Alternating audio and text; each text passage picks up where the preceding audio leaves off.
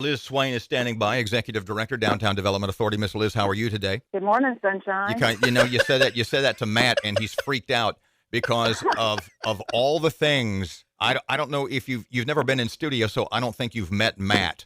He's not sunshine. Nah, he's not sunshine. Well, no. he's Oh. sunshine in the sense that Genghis Khan Oh. marauding Eurasia was Yeah. sunshine. Sure, absolutely. Well, we have to uncover this because this is something that's just blown up. You are now the big bad wolf, and we got to explain what happened. Apparently, there was an incident over the weekend. Folks are out downtown serving meals to the homeless, and you were involved. Tell us what happened. There was a group on Saturday who was serving kind of in the Texas Avenue area, and I stopped by and was talking to them. I asked them if they had a permit because it was on city property. They stated that they did not believe that they needed a permit, and I said, well, I believe you do because it's city property. And, I asked them if they had contacted Hope Connections, which is our local homeless services outreach, very professional, very highly regarded group about some different ways that they could assist. And unfortunately, I'm just going to say right now, I was absolutely a flawed messenger. I was a flawed messenger. I made people very angry at me. It was very unfortunate. And I have tried to personally message my apologies to those folks who were the most offended by what I was saying and how I was saying it. How would you have said it differently, Liz? I think that what I would have said was perhaps let's all talk about the long-term ways that we can do the most good for our homeless population. And I think that there are ways that we as a community can work together to provide assistance that's not now being provided or in a way that's not now being provided that will lead to long-term resolution for some of these homeless issues. So Liz Swaine doesn't hate the homeless and want them all out of downtown? No, I don't hate the homeless. I feel very sorry for the situation that people are in. And I've come to realize over the past 5 years with my job, because I've come in contact more with homeless than I ever have at any point in my life, it is a very complicated problem. But it's far more complicated than that. The people who are the chronically homeless, those folks who have been on the streets the longest, they have the most problems. There could be alcohol addiction. There could be drug addiction. There could be mental illness. It's things that just giving a meal or a shirt or a pair of shoes, that's not going to change their long-term outlook. What we've got to do to change their long-term outlook is to get them hooked up with, again, groups like Hope Connection. Krista Pizzaglia, who is the head of that organization, I can't say how much I respect and admire the work that they have done.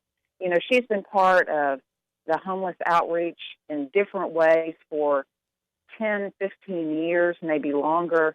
They're the folks who really, have those professional case managers who will take people by the hand, get them through the system, and get them the help that they need.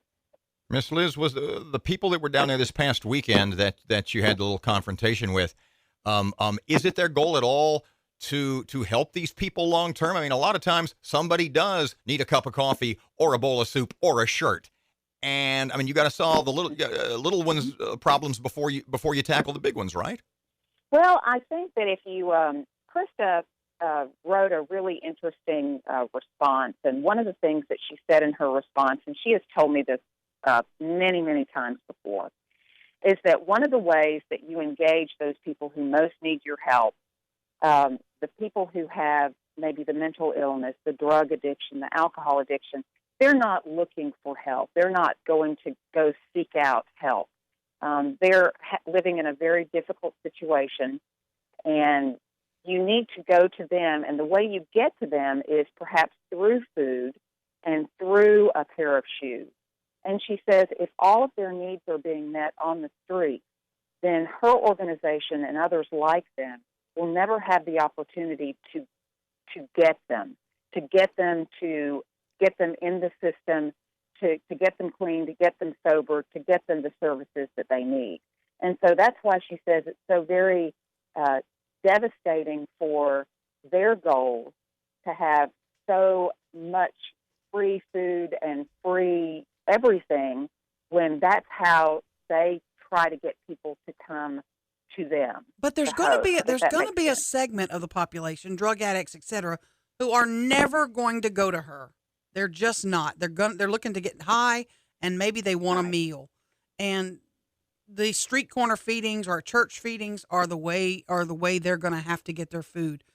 Comment on that. Well, I think that you're probably right, but I don't think we should stop trying. I don't think we should stop trying. I think that when you talk to some people like the VOA are involved in the Hope Connection, and I was talking the other day to Chris Redford, who works with the VOA now in Veterans Outreach, and he says, you'll get people in housing, they'll fall out of housing, they'll have an issue. You try again, you get them back into housing. It's a long-term process that requires, professional case management, people who are in this for a living, who do it. They do it for a job. They do it 7 days a week. They train in it. They think about it. They talk about it. And I think that there are many, many ways that people who want to help can help. But I think that it's time for a community discussion about what's the best way to help. We're not trying to never say to people, you can't help. We're a very caring community, and I wouldn't have it any other way. So pardon me, But Ms. I Lewis, think what happens with the folks downtown that were downtown helping feeding the homeless this past weekend? What happens with them? Are they going to do that again? Do they need a permit? What's the next step of the story? Well, I don't know. It's certainly up to them about what they do next. I did ask them to contact Hope Connection and see how they could work with Hope. Hope does feeding too, but they do it at their facility on Levy Street so that they can reach out and talk to those people, that they can send them in to talk to somebody from the VA to see if benefits might be forthcoming. They can have them talk to somebody with the Social Security Administration to see if there are disability benefits that aren't being utilized. They can talk to somebody from, the VOA to see if there might be housing available.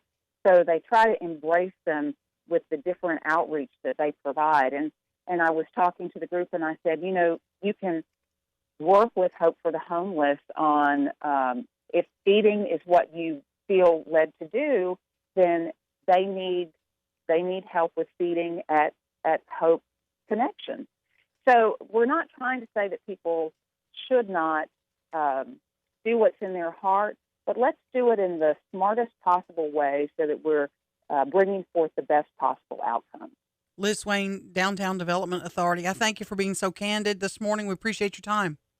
Oh, absolutely. Thank you.